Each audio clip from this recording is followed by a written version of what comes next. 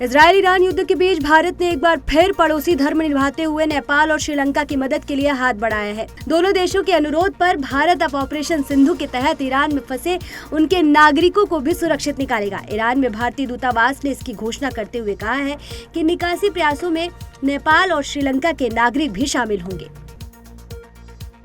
Operation Sindhu के तहत अब तक 517 भारतीय नागरिक ईरान से सुरक्षित स्वदेश लौट आए हैं। इसकी जानकारी विदेश मंत्रालय ने दी है।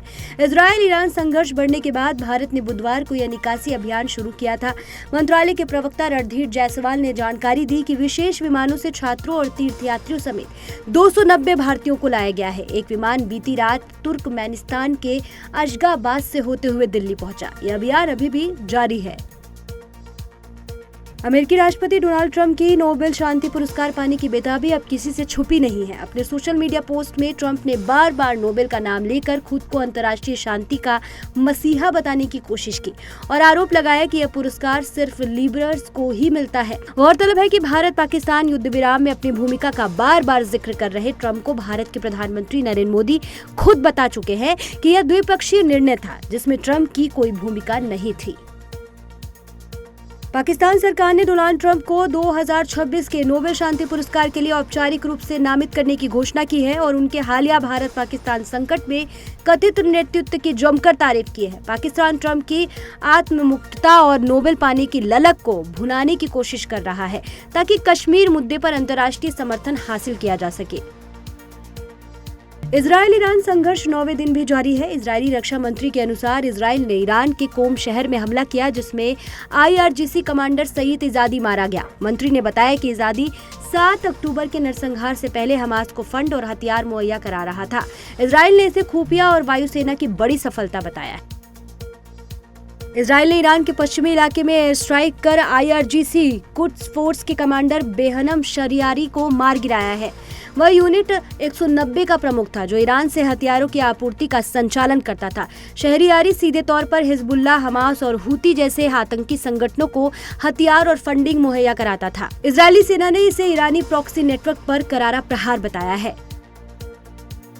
दुनिया भर में आज 11वां अंतर्राष्ट्रीय योग दिवस मनाया जा रहा है। राष्ट्रपति द्रौपदी मुर्मू ने देहरादून में, गृह मंत्री अमित शाह ने अहमदाबाद में योग कार्यक्रम में भाग लिया तो वहीं रक्षा मंत्री राजनाथ सिंह जम्मू कश्मीर में सेना के जवानों के साथ योग करते नजर आए।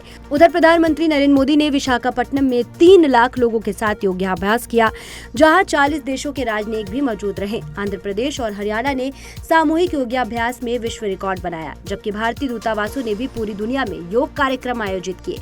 इसके साथ ही BSF सहित कई सुरक्षा कर्मियों ने भी योग दिवस मनाया। इस वर्ष की थीम एक पृथ्वी एक स्वास्थ्य के लिए योग रही और 191 देशों में 2000 से अधिक कार्यक्रम हुए।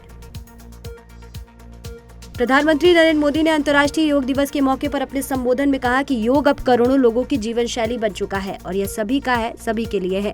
उन्होंने योग को व्यक्तिगत अभ्यास से आगे बढ़ाकर वैश्विक साझेदारी और लोक नीति का हिस्सा बनाने की बात कही।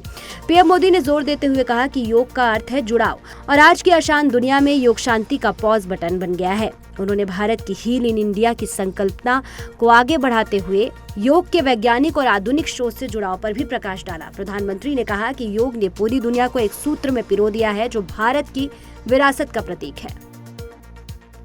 अंतर्राष्ट्रीय योग दिवस पर हरियाणा के मुख्यमंत्री नायब सिंह सैनी ने प्रदेश के लिए 9 बड़ी घोषणाएं की। इनमें श्री कृष्ण आयुष विश्वविद्यालय में अंतर्राष्ट्रीय ध्यान केंद्र का निर्माण और योग पर रिसर्च को बढ़ावा देने के लिए योग लेखक प्रोत्साहन योजना शामिल है। सीएम सैनी ने 100 नई योग और व्यायाम शालाएं खोलने का ऐलान किया है। साथ ही बताया कि सरकारी स्कूलों में योग प्रदर्शन का मूल्यांकन क्रेडिट आधारित होगा।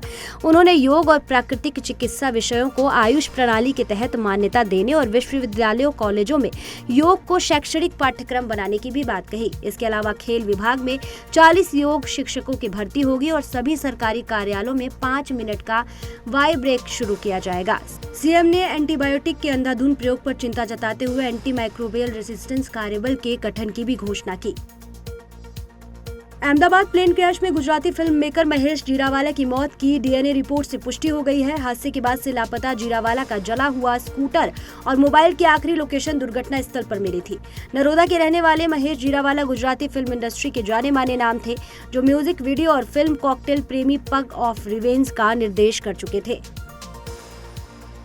दिल्ली पुलिस ने गांधीनगर के मुस्लिम युवक रफीक को हिंदू महिला से दुष्कर्म और जबरन धर्मांतरण के आरोप में गिरफ्तार किया। आरोपी ने राजा बनकर एक कैंसर पीड़ित हिंदू महिला को प्रेम जाल में फंसाया, फिर दुष्कर्म और धर्मांतरण का दबाव भी बनाया। पीड़िता की शिकायत पर पुलिस ने धार्मिक स्वतंत्रता अधिनियम के तहत मामला दर्ज कर लिया है। महिला ने बताया कि रफीक ने उससे पैसे लिए और अश्लील वीडियो वायरल करने की धमकी भी दी।